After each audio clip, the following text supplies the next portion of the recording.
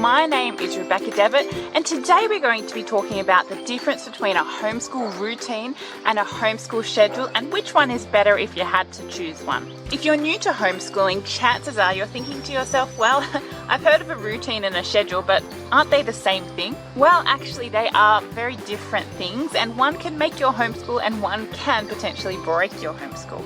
And that is because a routine is a lot less of a rigid thing, while a schedule is much more of a rigid thing. The standard schedule looks like a chart with the times for each homeschool subject put in and breaks, and you follow that rigidly. That is what a schedule is.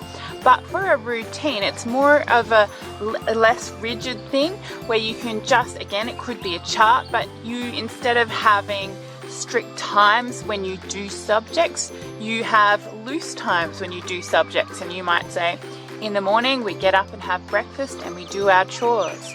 Mid-morning we might do some subjects if we want to, and then late morning we might do a little excursion, something like that. So it's not something you have to rigidly follow. I think a lot of new time homeschooling parents make the mistake of thinking that they need to follow the schedule, and every day they need to do this subject, and on Monday they need to do that subject because that's what the schedule says. And I'm not saying you don't need to get the work done, but I am saying it doesn't need to be strict, because that can be quite back-breaking, and when you're going through a hard season in life, that can be really, really discouraging if you don't get your list done for the day. And so if you had to pick one, I would say pick a homeschool routine, because it is a lot more flexible than a schedule.